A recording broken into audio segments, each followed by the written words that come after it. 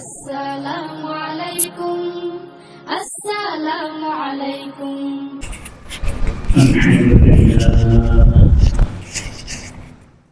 الحمد لله وكفى وسلام على عباده الذين اصطفى أما بعد أعوذ بالله من الشيطان الرجيم بسم الله الرحمن الرحيم يا أيتها النفس المطمئنة ارجعي إلى ربك راضية مرضية فادخلي في عبادي وادخلي جنتي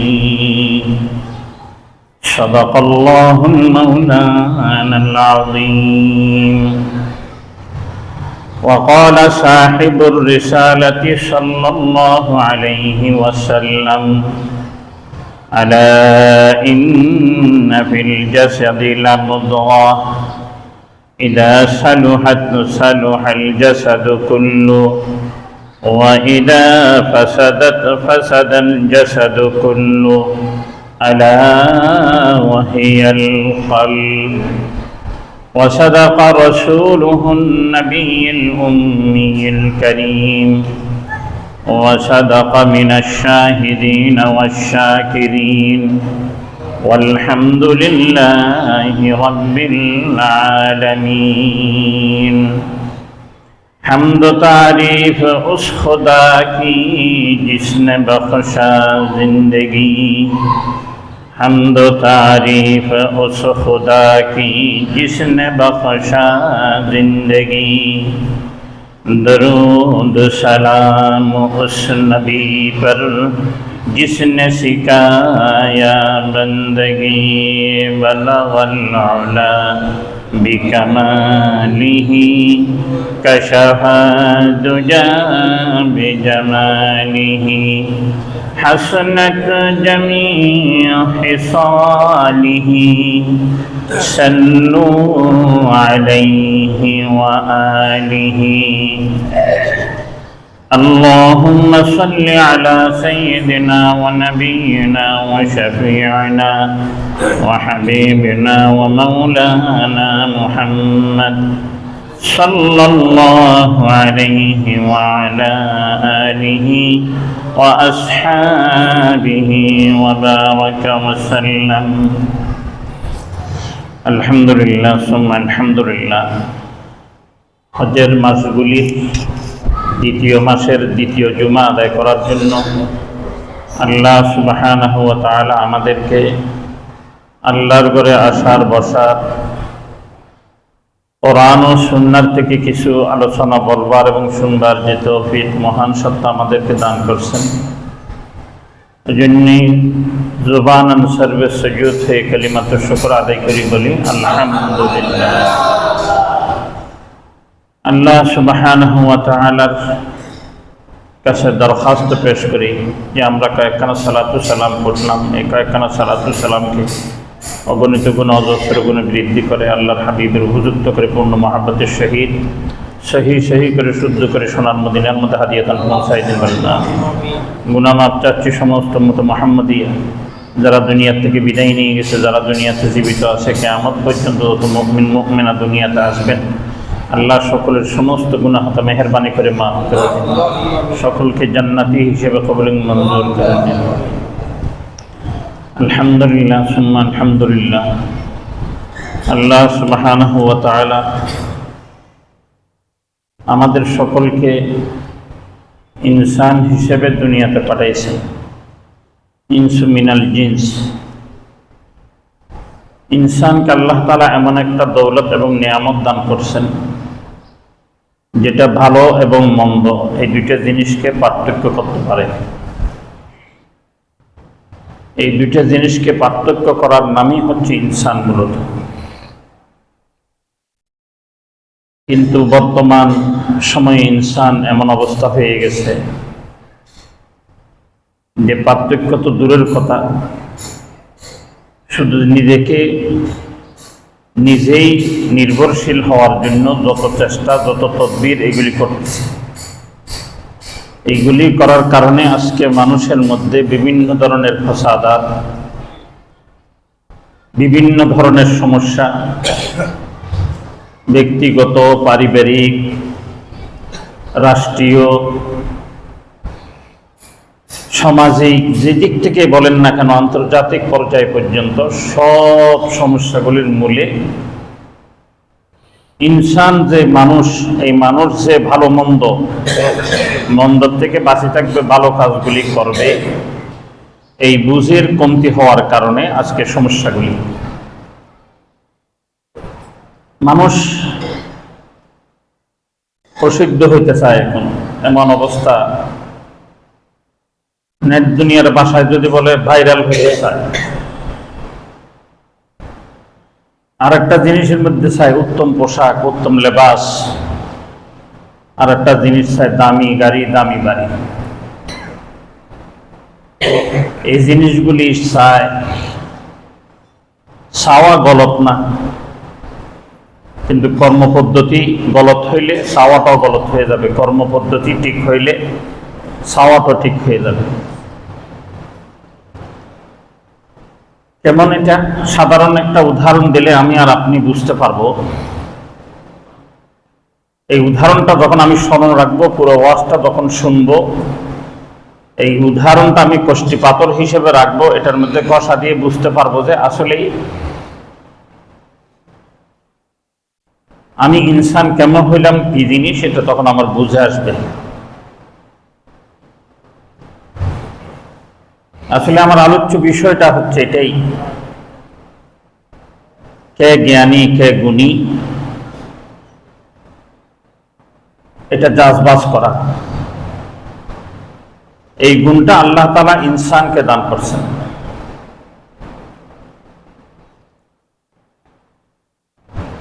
কোন একটা লোক দুইটা জিনিস বিক্রি করতেছে, জিনিসের গুণগত মান এক, জিনিসটার তার মেকদার অর্থাৎ কিমত, দাম দুটোটা এক। এই উদাহরণটা বুঝে নেবেন, সামনে চলতে সহজ হবে ইনশাআল্লাহ তাআলা।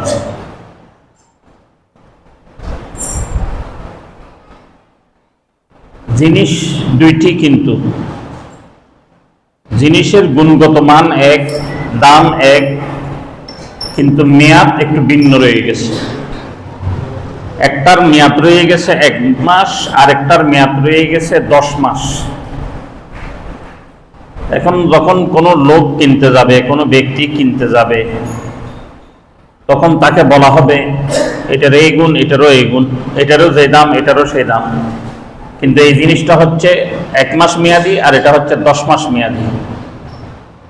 এখন ওই ব্যক্তি যদি কিনতে যায়, যদি বলে যে আমার তো টাকার কোনো অভাব নাই, আজকে আমি 10 টাকা দিয়ে এই জিনিসটা কিনলাম, বস 1 মাস পরে এটা পরিবর্তন করে আরেকটা কিনে ফেলবো। আর একটা লোক বলছে আমার টাকা থাকলে কি হয়েছে, টাকা তো এভাবে নষ্ট করা যাবে না, তাহলে আমি 10 টাকার যেটা 10 মাস মেয়াদি এটা কিনবো আমি। এখন আমার প্রশ্ন এখানে এটাই যে আপনারা উত্তর দিবেন, এখানে কোন ব্যক্তি জ্ঞানী, কোন ব্যক্তি গুণী, আর কোন ব্যক্তি অহংকারী, এটা বোঝার জন্য কি বেশি দূরে যাওয়া লাগবে? যে ব্যক্তি বলবে 10 মাস 10 দিনের 10 টাকা দিয়ে 1 মাসওয়ালা জিনিস কিনবো, আমার তো টাকা আছে, টাকার কোনো সমস্যা নেই, আমি 1 মাস পর আবার আরেকটা কিনবো, 1 মাস পর আবার আরেকটা কিনবো। আবার এক ব্যক্তি বলতেছে না, টাকা আছে বিধায় তো আমি এরকমভাবে ব্যয় করতে পারি না, সেই 10 টাকা দিয়ে কিনছে 10 মাসওয়ালা জিনিসটা, যেটার মেয়াদ 10 মাস। তাহলে এখন যদি আমি আপনাদেরকে বলি, আপনারা আমাকে বলবেন এখানে জ্ঞানী গুণী কে, কি যে ব্যক্তি 10 টাকার জিনিস কিনছে 10 মাসওয়ালাটা, না 10 টাকার জিনিস কিনছে 1 মাসওয়ালাটা? 10 মাসওয়ালা। এটা বুঝে আসছে? হ্যাঁ, এটা বুঝে রাখলে তাহলে সামনে ইনশাআল্লাহ আলোচনা বুঝে আসবে। মানুষ এমন অবস্থা হয়ে গেছে, খুব প্রসিদ্ধ পাইতে চায়, খুব প্রসিদ্ধ হইতে চায়, সবাই আমাকে চিনুক, সবাই আমাকে জানুক। নেট দুনিয়ার শব্দ হচ্ছে ভাইরাল হইতে চায়। দ্বিতীয় নম্বর, পোশাক আশাক এমন ভাবে পরে তা বলার মতো নয়। ঘর বাড়ি গাড়ি বাড়ি এমন ভাবে করে, আমার সবচেয়ে সুন্দর গাড়ি হইতে হবে, আমার সবচেয়ে সুন্দর বাড়ি হইতে হবে। এই জিনিসগুলি যখন হবে, আমি প্রথম বলছি এই জিনিসগুলি হওয়া আইবের নয়, কর্মপদ্ধতি তার ঠিক হইতে হবে। কর্মপদ্ধতি গুণী তার জিনিসটা ঠিক বেঠিক চলে আসবে। কারণ মানুষকে তো আল্লাহ তাআলা ভালো এবং মন্দের পার্থক্য বুঝার জন্য বুঝার সমঝ দিয়ে দুনিয়াতে দিয়েছেন। এই বুঝার সমঝ যার থাকে না, তার দুই ধরনের, হয় সে অহংকারী নতবা সে পাগল। হয় অহংকারী নতবা পাগল, এর তৃতীয় আর কিছু নেই। কারণ বান্দাকে তো আল্লাহ সুবহানাহু ওয়া তাআলা বলেই দিয়েছেন, তুমি যে জিনিসগুলির পিছনে ফিকির করতেছ পদ্ধতিগত ভুল করে, তাহলে তুমি শুনে রাখো, কুল্লু নাফসিন যায়িকাতুল মাউত সুম্মা ইলাইনা তুরজাউন। অন্য জায়গায় আল্লাহ তাআলা বলেন, ফায়ুনাব্বিউকুম বিমা কুনতুম তা'মালুন। তুমি যে জিনিসগুলির পিছনে পড়ে গেছো পদ্ধতিগত ভুল করার কারণে, তুমি স্মরণ রাখো এই জিনিসগুলি তোমার ক্ষণিকের জন্য হয়ে যাবে, মাতাউন কালিল, অল্প সময়ের জন্য হয়ে যাবে। কারণ তোমার কাছে এমন একটা জিনিস আসবে, তোমার বাড়িও থাকবে, তোমার পোশাকও থাকবে, তোমার সুনামও থাকবে, কিন্তু ওই একটা জিনিস তোমার সবকিছুকে ধ্বংস করে দিবে। দুনিয়ার সমস্ত কিছু সত্য মিথ্যার মধ্যে বেড়াজাল রয়ে গেছে। সত্য হতে পারে, মিথ্যা হতে পারে। সূর্য কালকে পশ্চিম দিকে পূর্ব দিক থেকে উঠতেও পারে, না উঠতে পারে। কিন্তু যে জিনিসটা আল্লাহ তাআলা বলে দিয়েছেন, এটা এমন একটা জিনিস যেটা নিশ্চিত, এর মধ্যে কোনো ধরনের দ্বিমত পোষণ করার মতো কোনো ধরনের মানুষ নেই। কোনো ধরন বলছেন, মুসলমান হোক, মুসলমানের মধ্যে আলেম হোক, জালেম হোক, অমুক হোক, সমুখ হোক, শিক্ষিত হোক, মূর্খ হোক, সুন্দর হোক, অসুন্দর হোক, সকলেই এক বাক্যে মানে। গায়রে মুসলমান তারাও মানে। আল্লাহ তাআলা বলতেছেন, তুমি যে চশমাটা পরে রয়ে গেছো, এই চশমাটা তুমি যে একটু ফসাই দাও, তাহলে তুমি বুঝতে পারবে তুমি কি ভুলের মধ্যে রয়ে গেছো। তুমি যে জিনিসগুলির পিছনে পড়ে তোমার হায়াতকে ধ্বংস এবং হালাক করতেছো, এই জিনিসটাকে তুমি যদি একটু পদ্ধতিগত ঠিক করে ফেলো, তাহলে ঠিক হয়ে যাবে। পদ্ধতিটা কি বলছে, আমি তোমাকে বলতেছি শুনো, কুল্লু নাফসিন যায়িকাতুল মাউত। যত জীব রয়ে গেছে সমস্ত জীবকে মৃত্যুর স্বাদ, মৃত্যুর সুধা পান করতে হবে। মৃত্যুর সুধা পান করতে হবে, মৃত্যুবরণ করতেই হবে। সবসময় জীবিত থাকতে পারবে না। ওই জন্যই আল্লাহ তাআলা বলেন, কেন তুমি মৃত্যুবরণ করবে জানো? সুম্মা ইলাইনা তুরজাউন। সুম্মা ইলাইনা তুরজাউন, আমার কাছে আসতে হবে। তুমি মনে করতেছো তোমার মৃত্যু হয়ে গেছে, তোমার শেষ হয়ে গেছে, এটা গলত। মौत को तुम दूर न समझो, मौत है हरदम करीब। मौत को तुम दूर न समझो, मौत है हरदम करीब। तुमको लब हिलाने के लिए तुमको मोहलत न मिलेगी, लब हिलाने के लिए। मौत जिस दिन आ गई, दुनिया की दौलत क्या हुई। रूह तन से उड़ गई, मुर्दा की हालत क्या हुई। अपने मन में डूब कर पाजा सुराखे जिंदगी। तू अगर मेरा नहीं बनता, न बन अपना तो बन। मन की दौलत हाथ आती है तो वह पर जाती नहीं। तन की दौलत जब आता है, जाता है मन, जाता है तन। दुनिया से न दौलत से नगर आबाद करने से तसल्ली दिल को होती है, खुदा को याद करने से। ऐश इशरत के लिए इंसान ही, याद रख तू बंदा है तू मेहमान ही। मौत को तुम दूर न समझ मौत को समझा है गाफिल इख्तिताम जिंदगी दर हकीकत है यही सुबह दवाम जिंदगी। কবি নসিহত করে ফেলছে এই কয়েকটা কবিতার মধ্যে পুরো কথাগুলি। তোমার মৃত্যুর স্বাদ তোমার গ্রহণ করতে হবে। কেন গ্রহণ করবে? সুম্মা ইলাইনা তুরজাউন, আমার কাছে আসতে হবে। কেন আসতে হবে?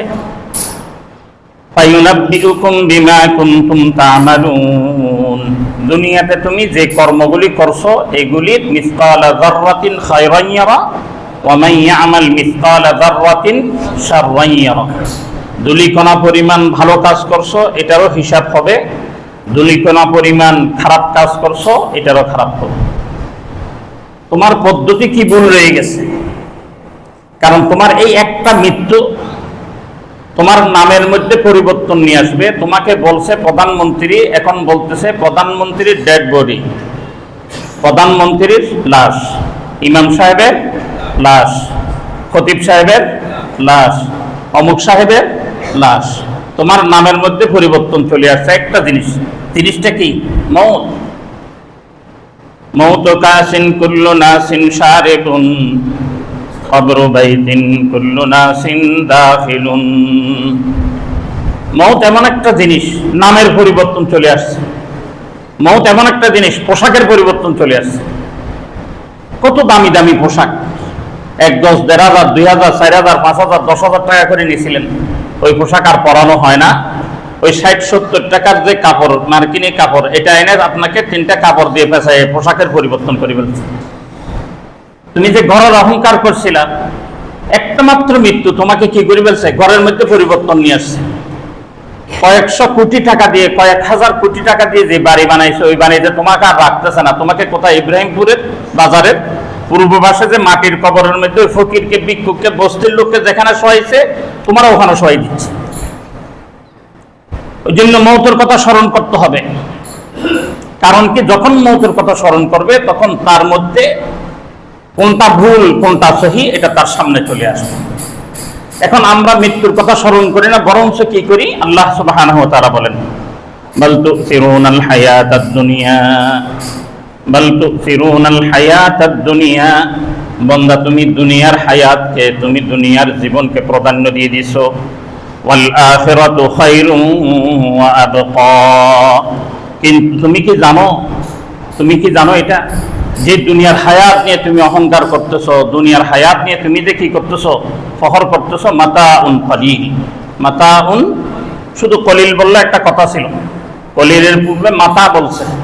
মাতা মানে এত নগণ্য যে, এত কম যে, এত কম যে এখান থেকে তুমি যে কিছু বের করে, অর্থাৎ এটা বলা হয়, যদি উদাহরণটা এরকম, গম আছে না, গম, গমকে যখন আটা করা হয় মেশিনে দিয়ে, তখন একটা তুষ বের হয় আর একটা আটা বের হয় বা ময়দা বের হয়। এখন আপনি সুইয়ের আগা দিয়ে আটাকে একটা একটা গণতে পারবেন? তুষকে গোনা যাবে না, যেটা ছাত্তু ছাত্তু। কথা বুঝতেছেন না? কথা না বুঝলে চলতে হবে না। আটাকে সুইয়ের আগা দিয়ে একটা একটা গণতে পারবেন? সম্ভব? সম্ভব না। অনুরূপভাবে আপনি যেটা ছাত্র রয়ে গেছে, ছাত্রকে কি করা যাবে? গোনা যাবে। বলে যে তোমার দুনিয়ার হায়াত যদি ছাত্র হইতো তাও হইতো, কিন্তু দুনিয়ার হায়াত হচ্ছে গমের মতো। মৃত্যুর মধ্যে, হায়াতের মধ্যে এরকম তুমি শুয়ের মাথা দিয়ে যে একটু গণের যে ফায়সালা করবা, দূরত্ব করবা, ওইরকম সুযোগ তোমার। এটা বলবেন, হুজুর কি কোন আপনি, এটা কি কোন আপনি হুজুর? এটা আমি 60 বছর 70 বছর 80 বছর 90 বছর হায়াত পাইছি, এটা আবার সুইয়ের মাথা দিয়ে গণনা করতে পারবো না? বোকার কথা, বোকার স্বর্গে বাসবে না। ওই জন্য তো হুজুর আপনাদেরকে ব্যাকল বলে। আল্লাহ, আসলে আপনি তো বুঝতে পারেন নাই, ওই জন্য ব্যাকল আমাকে বললেন। যদি আপনি বুঝতে পারতেন, ওই যে প্রথম উদাহরণ দিয়েছিলাম, ওই ব্যাকল আপনি হয়ে যেতেন। এরপর আয়াতে আল্লাহ তাআলা বলতেছে, ওয়াল আখিরাতু খায়রুন ওয়া আবকা, ওয়াল আখিরাতু খায়রুন ওয়া আবকা। তুমি যে দুনিয়াকে প্রাধান্য দিছো, এই দুনিয়া এত নগণ্য, এত নগণ্য, এত নগণ্য, আটার মতো। সুইয়ের মাথা দিয়ে আটাকে যেরকম পার্থক্য করা যায় না, একটা একটা গণা যায় না, ওইরকম ভাবে হায়াত, তোমার দুনিয়ার হায়াত আখিরাতের হায়াতের তুলনায় সুই দিয়ে তুমি গণনা করার মতো কোনো শক্তি এখানে নাই। দুনিয়ার হায়াত তুমি 60 বছর দেখছো, 70 বছর দেখছো, 100 বছর দেখছো, 1000 বছর দেখছো, 2000 বছর দেখছো, 3000 বছর দেখছো আদম আলাইহিস সালামকে। কিন্তু তুমি জানো না, যদি এটা এই 3000 বছরকে আখিরাতের সাথে তুলনা দেওয়া হয়, তাহলে এটা আটার মতো হয়ে যাবে, ছাত্রের মতো হবে না। ওই আটা যেরকম একটু একটু গণা পৃথক করা যায় না, তোমার হায়াত এবং মওতের মধ্যে এরকম পার্থক্য করা যাবে না। এরপর আল্লাহ তাআলা বলেন, ইন্না হাযা লাফিস সুহুফিল উলা সুহুফি ইব্রাহিম ওয়া মূসা। এই ওয়াজ, এই নসিহত আমি শুধু তোমাদেরকে করতেছি এটা নয়। আমরা বলি না, এটা আমরা বাপদাদার আমল থেকে এটা শুনে আসতেছি, বাপদাদার আমল থেকে এটা আমরা করে আসতেছি। তো আল্লাহ তাআলা বলতেছে, এটা আমি তোমাদেরকে এখন শুনাইতেছি তা নয়, এটা তোমাদের বাপদাদার আমল থেকে আমি এই কথাটা বলে আসতেছি। পূর্ববর্তী যত কিতাব গেছে সমস্ত কিতাবের মধ্যে এটা লিপিবদ্ধ রয়ে গেছে। এবং বিশেষতভাবে মূসা আলাইহিস সালাতু ওয়াস সালাম, ইব্রাহিম আলাইহিস সালাতু ওয়াস সালাম, এই দুইজন নবী জলিলুল কদর, অনেক দামি নবী, যাদের পর্যালোচনা কোরআনের মধ্যে সবচেয়ে বেশি হয়ে গেছে। এই দুইজনকে আল্লাহ তাআলা উদাহরণ দিয়ে গেছে, সুহুফি ইব্রাহিম ওয়া মূসা। মূসা আলাইহিস সালামের উপর যে কিতাব নাযিল হয়েছে এটার মধ্যেই আলোচনা হয়েছে, ইব্রাহিম আলাইহিস সালাতু ওয়াস সালামের যে কিতাব ওটার মধ্যেই আলোচনা হয়েছে। এটা শুধু জিলফারের ইমাম সাহেব তোমাদেরকে নতুন শুনাইতেছে তা না, এই আলোচনা তখন থেকে হয়ে আসছে, এখনো হইতেছে, সামনেও হতে থাকবে ইনশাআল্লাহ তাআলা। তাহলে পদ্ধতিগত ভুল, পদ্ধতিগত কি ভুল? দুনিয়ার হায়াতকে আমি প্রাধান্য দিতে পারবো না, আখিরাত হায়াতকে যদি আমি প্রাধান্য দিয়ে যদি বাড়ি করি গলত নয়, যদি আমি গাড়ি করি গলত নয়, ভুল নয়। আমি যদি পোশাক আশাক দামি পরি তাহলে ভুল নয়। আমি আমার হায়াতকে যদি ফেমাস করতে চাই, ভাইরাল করতে চাই, এটা ভুল নয়। কিন্তু যদি আমি শুধু দুনিয়ার জন্য দুনিয়ার মোহ করে এই কাজগুলি করি, তাহলে আমার হায়াতে চরম ভুল হয়ে যাবে।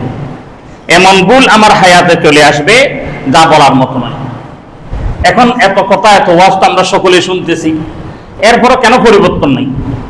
আল্লাহ সুবহানাহু ওয়া তাআলা এক দালায় বলেন, ফি কুলুবিহিম মারাদুন ফাযাদাহুমুল্লাহু মারাদা ওয়া লাহুম আযাবুন আলীম বিমা কানু ইয়াকযিবুন।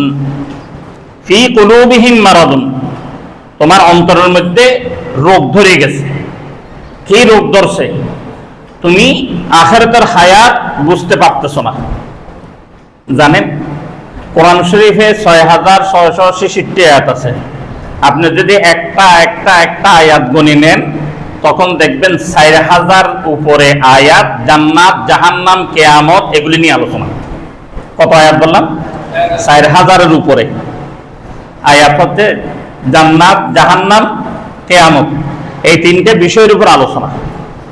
কারণ যতক্ষণ পর্যন্ত বন্দার মধ্যে আখিরাতের হায়াতের চিন্তা এবং ফিকির আসবে না, আমি শুধু মুসলমানকে কথা বলতেছি না, সমস্ত ইনসানের জন্য কোরআন, শুধু কোরআন মুসলমানের জন্য না, সমস্ত ইনসানের জন্য কোরআন।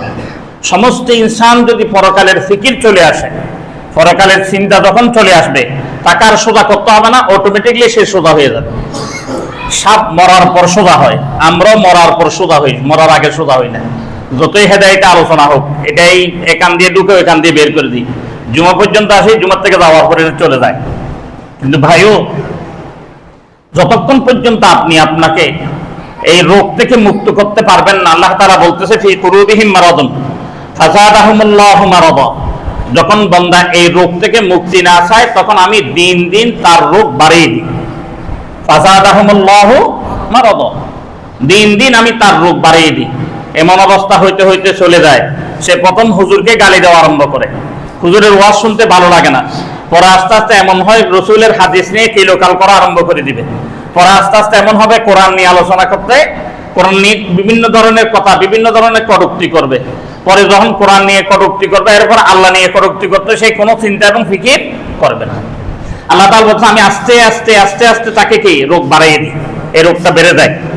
ওয়ালাহুম আযাবুন আলীম, সেই তো জানে না তার এই রোগের কারণে, এই তার কর্মপদ্ধতি ভুল হওয়ার কারণে তার জন্য ভয়াবহ শাস্তি কি করতেছে, অপেক্ষা করতেছে। কারণ কি? কর্মপদ্ধতি কি?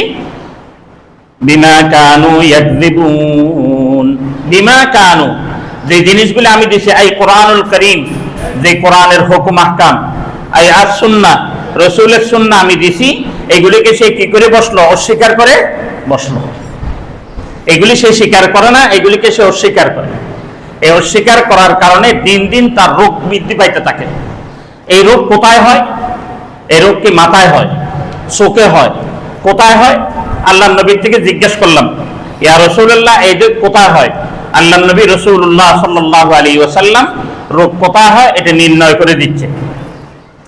আলা ইন্না ফিল জাসাদি লামুদগাহ ইযা সালুহাল সালুহাল জাসাদু কুল্লু ওয়া ইযা ফাসাদাল ফাসাদাল জাসাদু কুল্লু আলা ওয়া হিয়াল কলব।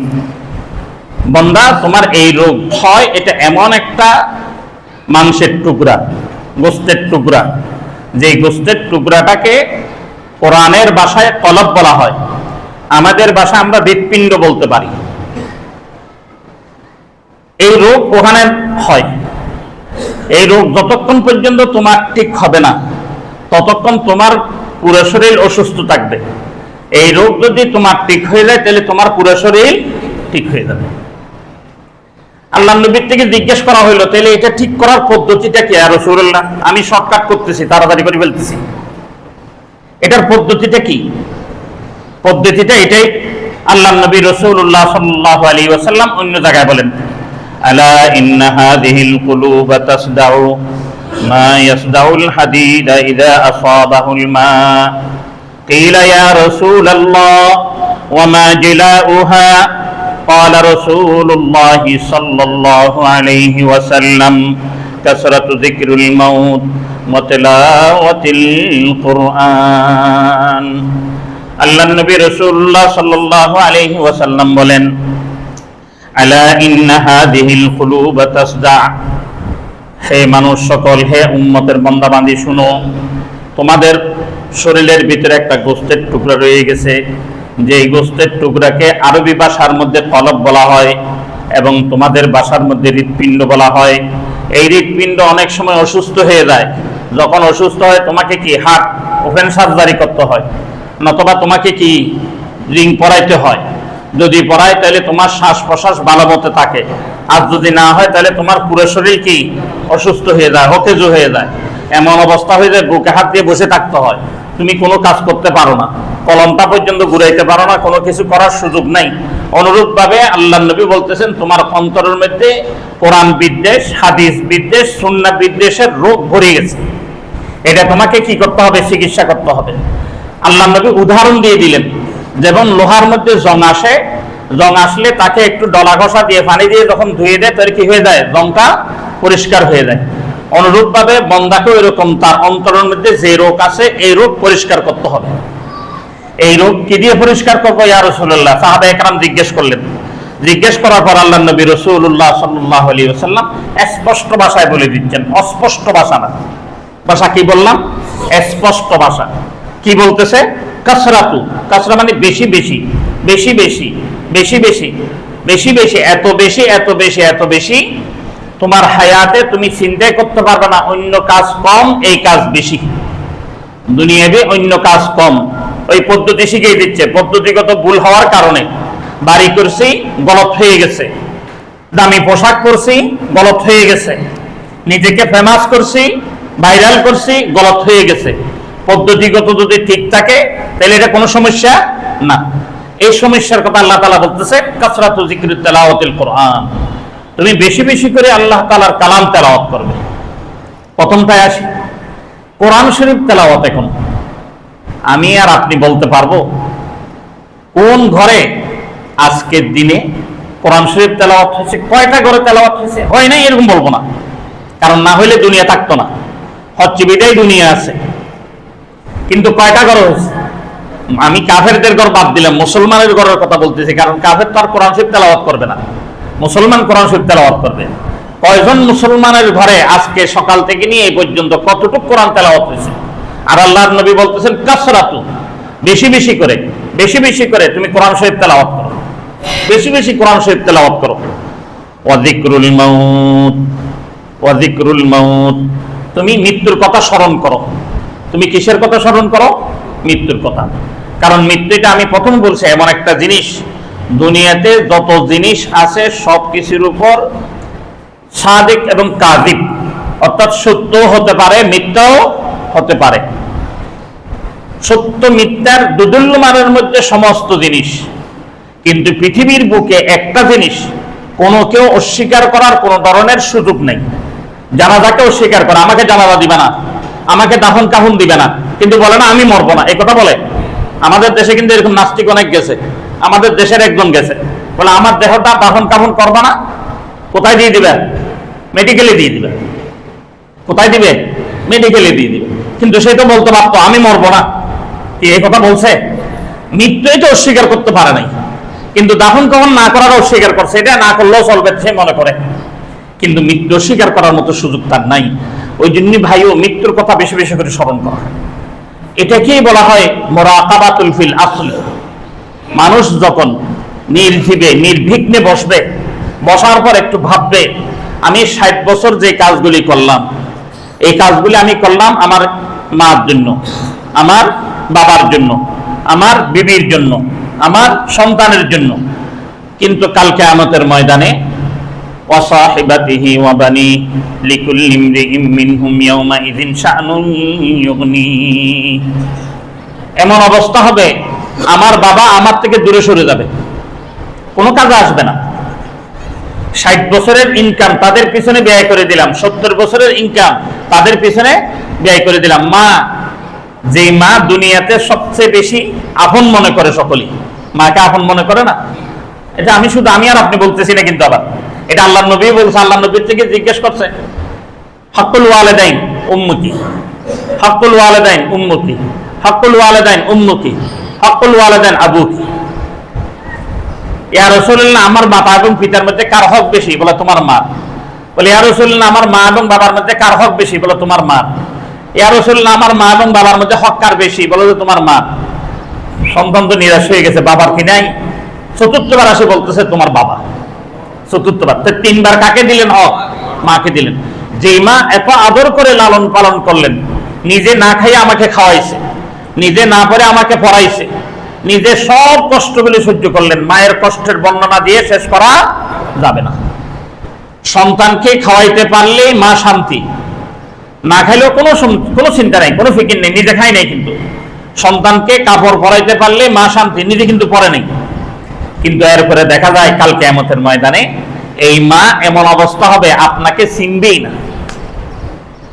যেই দিন সবচেয়ে বেশি কঠিন সময় হয়ে যায়, ওই দিন যদি আপনাকে কেউ না চিনে, ধরেন আপনি দুনিয়াবি একটা মুসিবতে পড়ে গেলেন, ওই দিন যদি আপনার বন্ধুর থেকে আপনি নসরত সহযোগিতা চাইলেন, বন্ধু আপনাকে সহযোগিতা করলো না, এমনি মানবিক দৃষ্টিকোণ থেকে বলবেন, ধর্মীয় দৃষ্টিকোণ থেকে না, মানবিক দৃষ্টিকোণ থেকে বলেন তো দেখি ওই বন্ধুর সাথে সম্পর্ক রাখা যায়?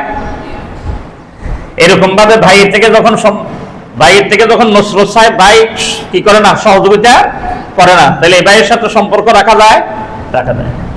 তাহলে অনুরূপ ভাবে আল্লাহ তাআলা বলতেছেন, বান্দা মাত্র দুনিয়ার সামান্য হায়াতের কষ্টের জন্য তুমি যদি তোমার ভাইয়ের সাথে সম্পর্ক ছিন্ন করতে পারো, তুমি যদি তোমার মার সাথে সম্পর্ক ছিন্ন করতে পারো, তুমি যদি তোমার বাবার সাথে সম্পর্ক ছিন্ন করতে পারো, তাহলে তুমি তোমার বোন থেকে সম্পর্ক ছিন্ন করতে পারো, তোমার স্ত্রীর সাথে তুমি সম্পর্ক ছিন্ন করতে পারো, তোমার সন্তান সন্ততির সাথে তুমি সম্পর্ক ছিন্ন করতে পারো। তুমি কি জানো দুনিয়াতে সে এখন কাজে না আসুক, পরবর্তী তোমার যে কোনো একটা কাজে না কাজে সে আসবে। তোমার বন্ধু আজকে সহযোগিতা করতে পারে নাই যে কোনো কারণে, কিন্তু সামনে তুমি আর একটা সমস্যা বাঁধলে সহযোগিতা করবে না, এটা কি বলা যাবে? এরপরও তুমি তার থেকে মুখ ফিরিয়ে নিলে।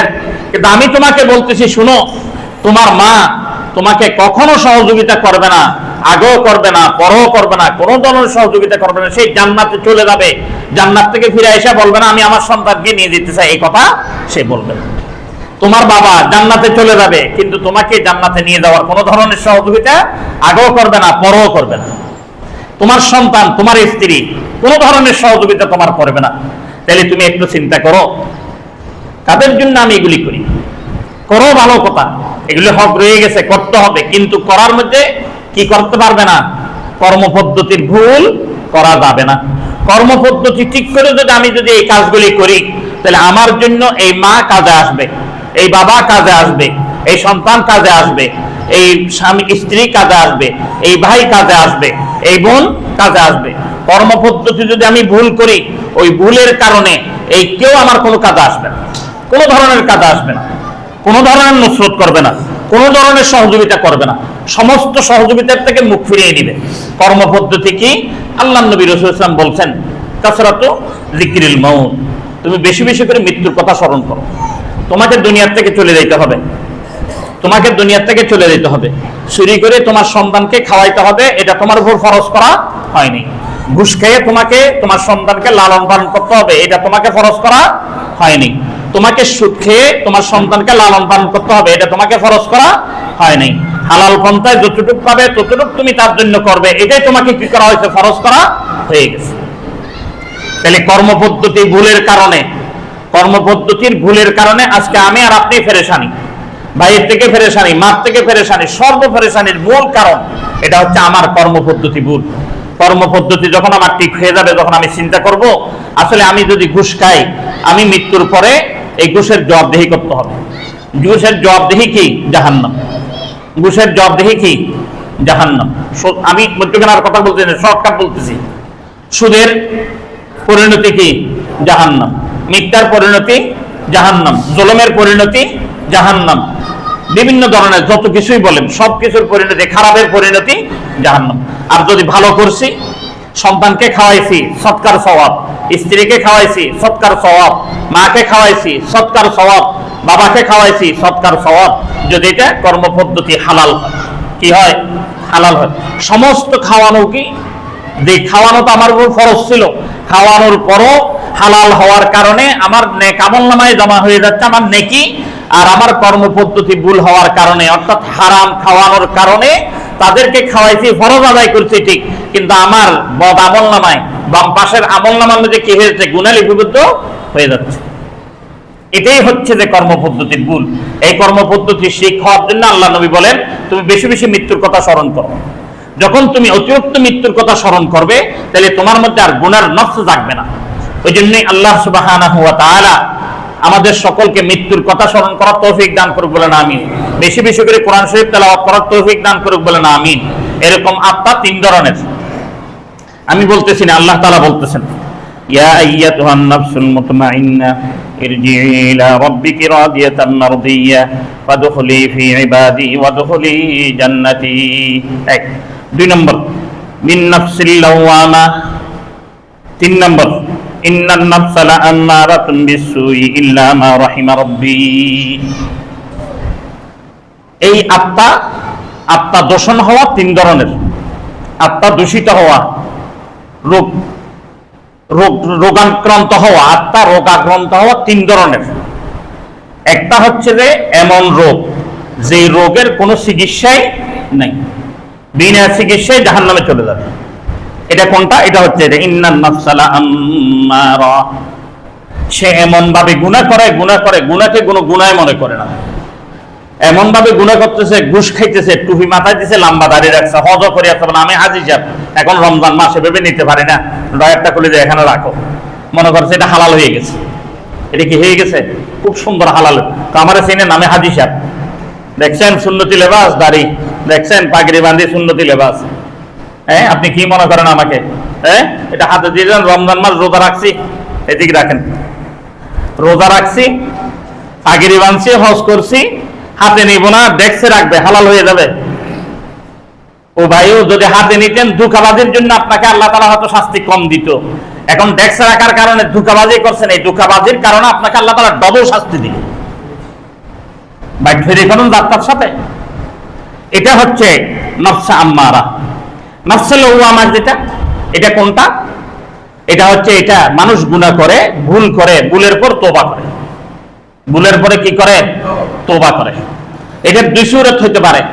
তওবা করছে, তওবা করার পর আল্লাহ তাআলা পুরোপুরি মর্যাদা করেন নাই, মাফ করে দেন নাই, ওই জন্যই কিন্তু তার ঈমান মজবুত অটুট রয়ে গেছে, সে ঈমান নিয়ে দুনিয়া থেকে যাওয়ার সম্ভাবনা রয়ে গেছে, নফসে লাওয়ামা।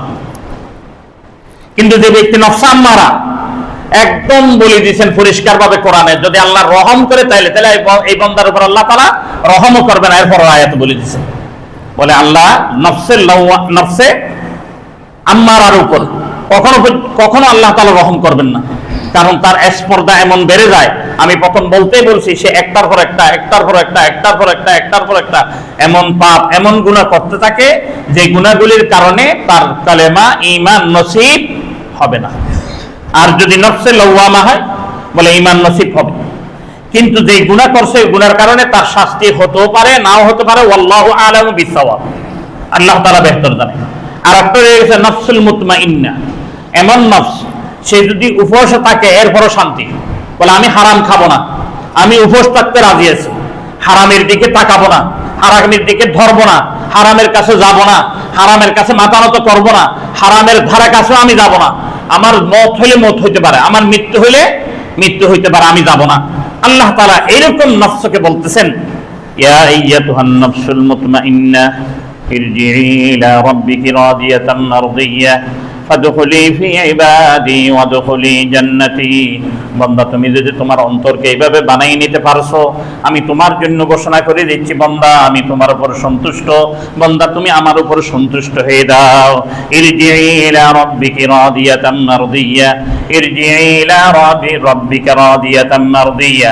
বান্দা তুমি আমার উপর সন্তুষ্ট হয়ে যাও, আমি তোমার উপর সন্তুষ্ট হয়ে গেছি, আমি তোমার জন্য ঘোষণা করতেছি ফাদখুলি ফি ইবাদি ওয়াদখুলি জান্নাতি। বান্দা তুমি খুব নিকটে মাত্র মউত নামে একটা পর্দা তোমার মধ্যে, জান্নাতের মধ্যে হায়েল পার্থক্য একটা পর্দা মউত নামে, মৃত্যু নামে। এই মউত তোমার আসবে, আজরাইল চলে আসবে, তোমার মউত জিনিসটা তোমার থেকে নিয়ে যাবে, হায়াত জিনিসটা তোমার থেকে নিয়ে যাবে কোথায় নিয়ে যাবে শুনো, ফাদখুলি ফি ইবাদি ওয়াদখুলি জান্নাতি। আমি আল্লাহ তাআলা তুমি দুনিয়ার থাকতে তোমাকে আমি ঘোষণা করে দিচ্ছি, তুমি যদি তোমার অন্তরকে পরিশুদ্ধ করে নফসুল মুতমাইন্না বানিয়ে ফেলতে পারছো, তাহলে আমি তোমাকে বলে দিচ্ছি শুনো, দুনিয়াতেই তুমি জান্নাতের সুসংবাদ নিয়ে নাও। জান্নাতের সুসংবাদ দুনিয়ার থাকতে দিয়ে দিবে। যখন দান কবজ করবে তখন তার জন্য জান্নাতের থেকে এমন তশতরি, এমন আসবাব, মালামাল নিয়ে আসা হবে যেগুলি আমরা চোখে কোনোদিন দেখি নাই, আমাদের ব্রেনে কোনোদিন কল্পনা করতে পারে নাই, আমাদের কানে কোনোদিন আমরা শুনি নাই। এরকম আসবাব নিয়ে এসে তার জানকে কবজ করে সুন্দর করে নিয়ে যাওয়া হবে। তাহলে এখন হয়েছে আমাদের যে অন্তরের যে রোগ, এটা 3 ভাগে ভাগ। প্রথম ভাগ যেটা, এটা হচ্ছে আম্মারা। এই আম্মারা রোগ যদি হয়েছে, এমন ভাবে ব্লক হয়েছে আপনার, এটা ডাক্তার ওপেন হার্ট সার্জারি করে আর কি করতে পারতেছে না, ঠিক করতে পারতেছে না। আরেকটা এমন ভাবে রোগ হয়েছে যে হার্ট সার্জারি করছে ঠিক আছে, কিন্তু আপনার মধ্যে আশঙ্কা রয়ে গেছে এটা পুরোপুরি ঠিক খাওয়ার মতো নয়। আবার এমন একটা রয়ে গেছে আপনার হৃৎপিণ্ড, যা আপনার হার্টের রোগ যেটুকু আছে এটুকু আপনি চলে যেতে পারবেন ইনশাআল্লাহ, কোনো সমস্যা নেই। এটা হচ্ছে নফসে মুতমাইন্না। এই নফসে মুতমাইন্না যতক্ষণ বন্দা করতে পারবে না, ততক্ষণ পর্যন্ত বন্দার মধ্যে গুনার আশঙ্কা থেকে যাবে। আর নফসে মুতমাইন্না যখন বন্দা করতে পারবে, মুতমাইন্না বলা হয় নিশ্চিত, বন্দা নিশ্চিত থাকে, বন্দার মধ্যে কোনো ধরনের পেরেশানি বন্দাকে ঘায়েল করতে পারে না, কোনো ধরনের কষ্ট বন্দাকে পেরেশানি ঘায়েল করতে পারে না। যত কিছুই হোক বন্দা খুশির মধ্যে রয়ে গেছে, আল্লাহ আমাকে এই সমস্যা দিছে, এটা আল্লাহ তাআলা দিছে, হুব্বুন ফিল্লাহ বুগযুন ফিল্লাহ, আল্লাহ তুমি যদি এটা আমাকে দিয়ে যদি তুমি সন্তুষ্ট থাকো আমি সন্তুষ্ট, এই কষ্ট তুমি আমাকে দিয়ে যদি তুমি সন্তুষ্ট থাকো তাহলে আমিও সন্তুষ্ট, আর তুমি যদি অসন্তুষ্ট থাকো তাহলে এই কষ্টের মধ্যে আমিও অসন্তুষ্ট। ওই জন্যই ভাইও কথা বলতে গেলে অনেক কথা, সময় শেষ হয়ে গেছে, সময় অনেক অতিরিক্ত হয়ে গেছে। আমি আপনাদেরকে অনুরোধ করবো এটাই, আমরা যতক্ষণ পর্যন্ত নফসে মুতমাইন্না হইতে পারি নাই, ততক্ষণ পর্যন্ত আফা হাসিবতুম আন তাদখুলুল জান্নাহ, আমি আমাকে বলতে পারি না আমি জান্নাতি হয়ে গেছি।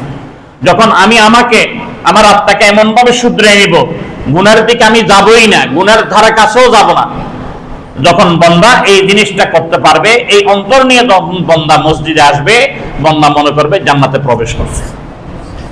আর যদি বন্দা এরকম আত্মা নিয়ে মসজিদে না আসে, মসজিদ জান্নাতের টুকরা, এরপরেও সেই জাহান্নামে চলে যাওয়ার জন্য তৈরি হয়ে যেতে হবে।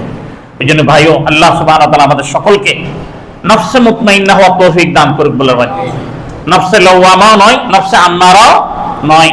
যদি নফসে মুতমাইন্না আমি আর আপনি নিছি, তাহলে আমার আর আপনার জন্য আল্লাহ সুবহানাহু ওয়া তাআলা কি করে দিবেন, ফায়দামন্দ করে দিবেন। আমি যেটা নফসুল মুতমাইন্না যেটা বললাম, এটা সূরাতুল ফাজর, সূরা নম্বর 79, আয়াত নম্বর হচ্ছে 27 থেকে 30 পর্যন্ত। নফসুল লাওয়ামা এটা হচ্ছে সূরাতুল কিয়ামা, সূরা নম্বর 85, আয়াত নম্বর 2।